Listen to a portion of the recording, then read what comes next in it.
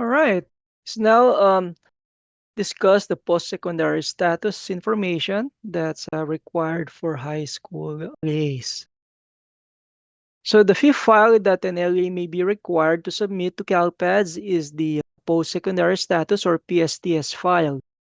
The PSTS file is required only for LEAs that serve secondary grade levels, typically high schools that operate a career technical education pathway, or a California Partnership Academy, or other qualifying college and career focused programs. So the PSTS file requires the post-secondary outcomes of students who graduated or completed high school in the prior academic year and who completed a CTE pathway or California Partnership Academy program during their time in high school.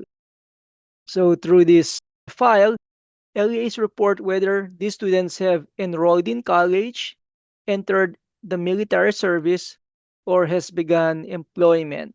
In short, the PSTS file provides CalPAS with information about what students are doing after high school, but only for LEAs that serve secondary students and operate qualifying pathway or academy programs.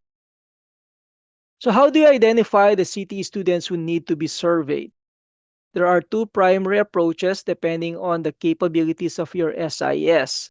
First, if your SIS is robust enough to generate a list of students who meet the CTE survey criteria, then the simplest option is to create a query or generate a report within your SIS and pull that list directly from your student information system. Once you have that list, you can go ahead and survey students that needs to be surveyed. So this is the most efficient method since you already have it baked in your SIS. However, if your SIS does not support such queries or reports, you can still obtain the required list by running a combination of CalPAS reports.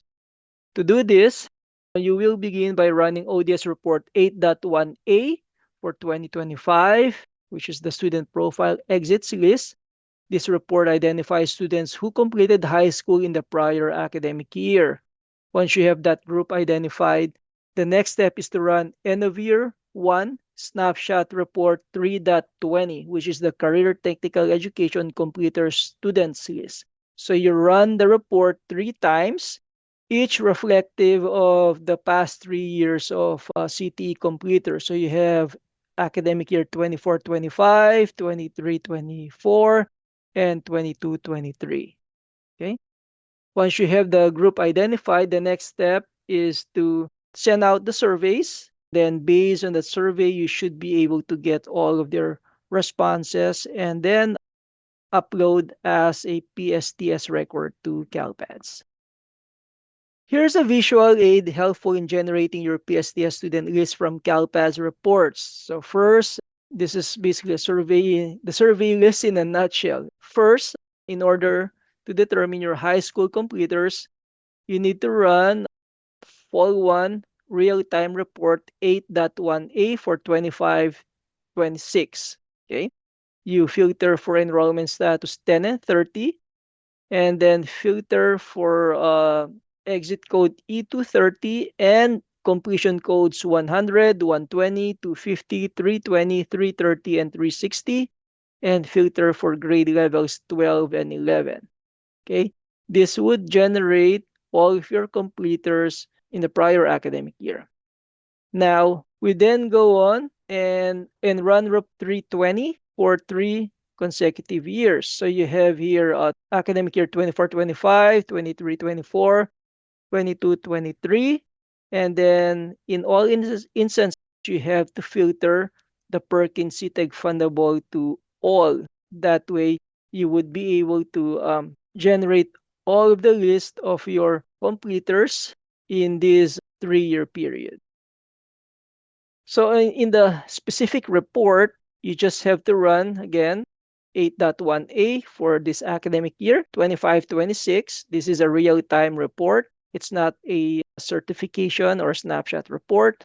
So run that, and then again, as I've mentioned, filter for grades 11 and 12, filter for exit reason code E230, and then filter for completion status of the following: 100, 120, 250, 320, 330, or 360.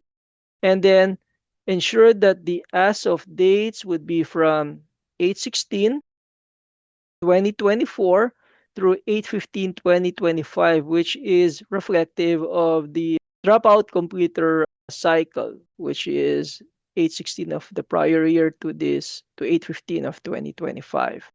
So this would give you the list of students who completed high school last year. And then, of course, you have report 3.20. This is your certification report from last end of year one in 2024. Filter for grades 12, filter for Perkins fundable yes or no. That way you can still generate a list even if the class be that the student completed in was not taught by a highly qualified CTE teacher. So ensure that this is set to all, which is YN, and then run the report 3 times, okay, for 23-24 and 22-23.